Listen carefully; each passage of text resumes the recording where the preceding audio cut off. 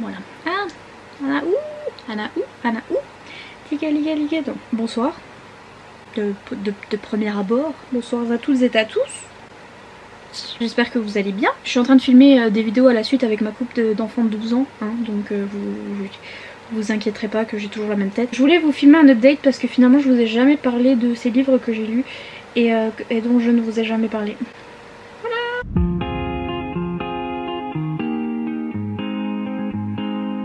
Je suis un peu perplexe en ce moment, je sais pas si ces vidéos update je vais continuer à les faire parce que d'un côté j'aime bien parce que comme ça c'est fait et je vous ai parlé des livres et machin, et d'un autre je vous en parle déjà en vlog et donc n'hésitez pas à me dire dans les commentaires si vous aimez ce genre de vidéo ou si c'est inutile ou si vous préférez voilà que j'en parle dans le vlog et basta la bista. Donc voilà, mais bon là je vais vous faire un petit update sur 3 livres vite fait comme ça, it's done. Alors tout d'abord j'ai lu The Deal. Admirez cette couverture. Bref. Et d'ailleurs c'est à cause de ça que je l'ai lu seulement maintenant parce qu'il date de Mathusalem ce truc et je l'avais vu depuis Mathusalem. Mais je l'ai pas lu parce que je le voyais en librairie et je voyais ça et j'étais franchement ils auraient fait une autre couverture, je l'aurais lu bien plus tôt. Et surtout on m'aurait dit que ça parlait des One Direction, je l'aurais lu bien plus tôt. Voilà, c'est aussi simple que ça, faut me dire quand ça parle des One Direction et je cours. J'accours, je lis et voilà c'est fait.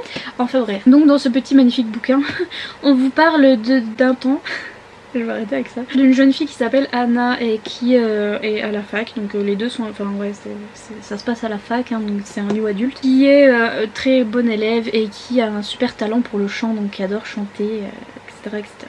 Elle va en fait devoir aider un gars qui s'appelle Garrett, qui est un sportif, donc qui fait partie de l'équipe de hockey et qui a eu une mauvaise note dans un cours qu'ils ont en commun. S'il n'a pas une bonne note dans ce cours, enfin dans le rattrapage, en fait il va être viré de l'école, de son équipe, enfin bref c'est la loose. Donc il harcèle un petit peu cette jeune fille, donc Anna, pour qu'elle lui donne des cours particuliers parce que c'est elle qui a eu la meilleure note à l'examen.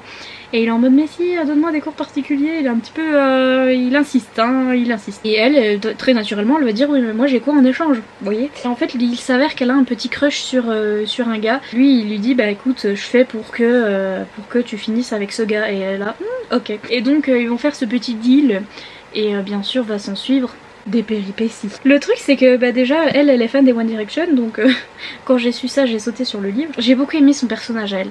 Je l'ai beaucoup aimé parce que elle a beaucoup d'humour en fait. Ça m'a rappelé que Elle Kendi avait écrit avec Sarina Bowen là, le truc avec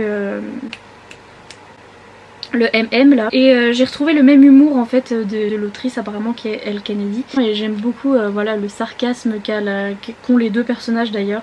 Ils étaient vraiment drôles et moi il me faut toujours un peu de ça dans le livre parce que sinon si c'est trop sérieux pour des jeunes comme ça, enfin voilà, moi c'est mon caractère donc j'aime bien quand ça rigole, vous voyez. Par contre le langage était super familier dans un sens. Ça lu en anglais j'aurais rien capté, enfin ça serait passé crème. J'avoue qu'en français les traductions je suis un peu parce que c'est pas très naturel en fait, c'est pas comme ça que des gens parlent en vrai en France, vous voyez, c'est un petit peu traduit mot à mot je trouve, et c'était un petit peu pas très gênant, c'était un peu moins cool que je pense la version originale en fait. Et donc j'étais un peu brusquée par ça, mais bon ça c'est question de... voilà. Oui par contre il y a eu beaucoup de fautes Hugo Roman, là j'étais... Qu'est-ce que... Anna c'était écrit avec un H au début, un H à la fin, d'un coup il n'y avait plus de H. Garrett c'est le nom du gars, il y a 2 T à la fin, il avait écrit avec un T, ça fait Garret. Entre ça et la couverture, bon... Il y avait des trucs problématiques au niveau du poids, en fait du skinny shaming, c'est-à-dire que lui était en mode pour dire que la fille était bien, même si elle avait un petit peu des rondeurs. D'ailleurs j'aime bien dans ces livres quand ils ont des rondeurs, mais en fait elles sont parfaites les filles et elles sont même pas en surpoids, enfin bref c'est des rondeurs mais c'est juste qu'elles sont pas super maigres et puis c'est tout.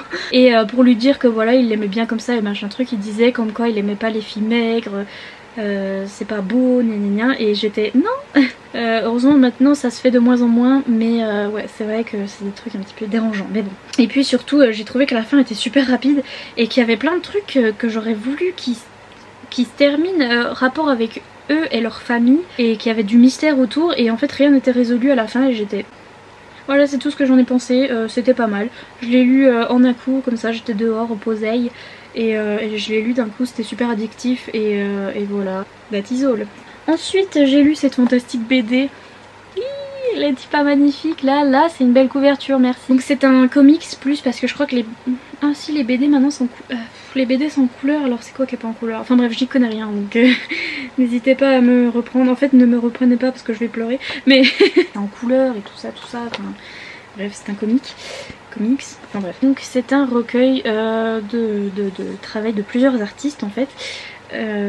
Qui ont fait souvent, c'est soit ils ont fait une planche, vous voyez là il y a par exemple des artistes qui écrivent et après il y a un artiste qui a fait une affiche, donc soit c'est une page, quand il y a des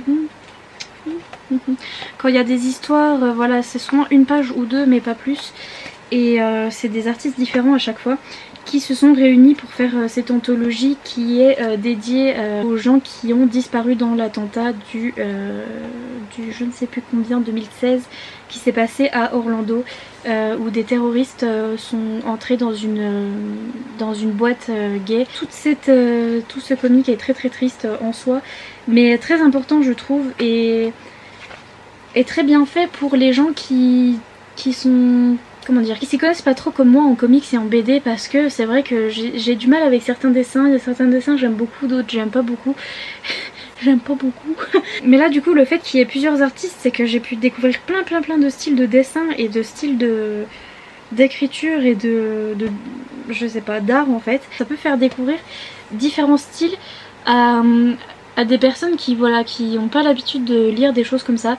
Et en plus c'est ce que je dis tout le temps, c'est que les gains qui sont faits sur ces BD en particulier sont reversés à SOS Homophobie et à des associations LGBT en Amérique. Rien que pour les dessins et rien que pour le geste de l'argent qui est reversé, ça vaut le coup. Même si c'est vraiment triste, c'est beau et c'est des super messages à l'intérieur, donc...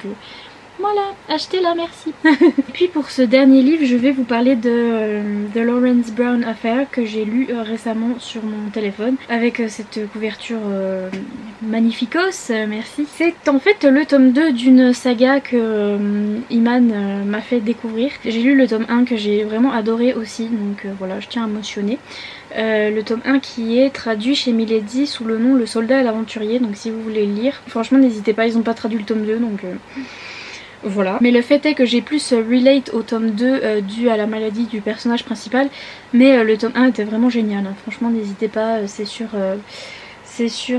enfin c'est des romances historiques en fait. Le tome 1 c'est sur un soldat qui rentre de la guerre et tout ça, et qui va en fait se retrouver à devoir un peu faire coéquipier avec un mec qui est un petit peu magouilleur et je sais même pas comment expliquer ça parce que je l'ai lu en anglais, c'est tout des mots anglais dans ma tête, donc du coup je sais pas trop comment expliquer, mais disons que le soldat a un petit peu des valeurs et etc, et il va devoir voilà un petit peu coopérer avec un gars qui n'a pas trop de valeur pour lui, hein, puisque il est un petit peu, voilà, il a grandi dans la rue, le gars qui est un petit peu aventurier en fait.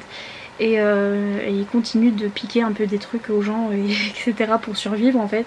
Et donc voilà, ils vont devoir travailler ensemble et etc etc.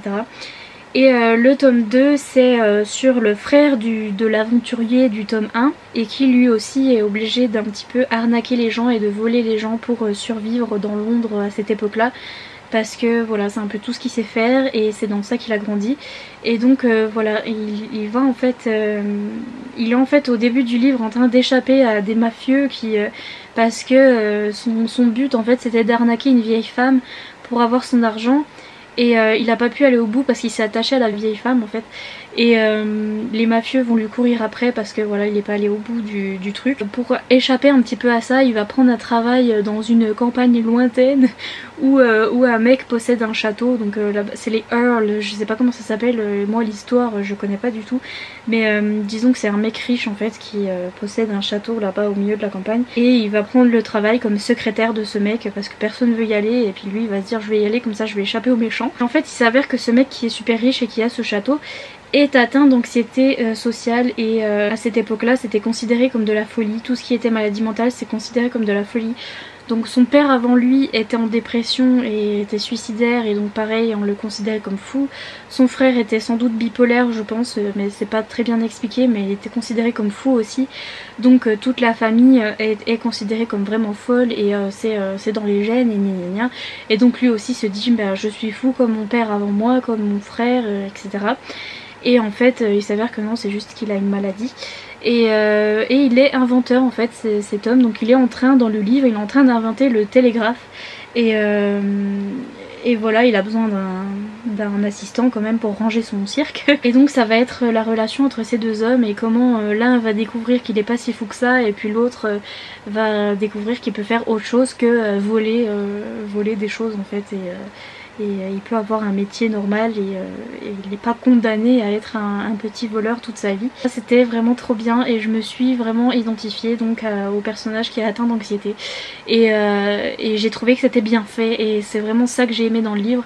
C'est quand c'est bien fait, c'est quand il y a des maladies mentales et que c'est bien fait. Après c'est une petite histoire, voilà, roman historique, si vous aimez bien l'historique, si vous aimez bien les trucs qui sont un peu smutty, mais vraiment il y avait peut-être une ou deux scènes comme ça, olé olé, mais vraiment pas beaucoup. Et voilà, et petit à petit on les voit se rapprocher, c'était vraiment sympa. Donc voilà, je vous recommande cette lecture, c'était vraiment bien, j'ai bien aimé le 1, le 2. Faudrait peut-être que je lise la suite d'ailleurs. Ma caméra est en train de clignoter, je suis en train de stresser. Donc je vais vous dire au revoir là-dessus, j'espère que cette vidéo vous aura plu. Comme d'habitude, n'hésitez pas à mettre un petit pouce en l'air et à vous abonner si c'est pas encore fait. Et moi je vous dis à bientôt dans une prochaine vidéo. Salut!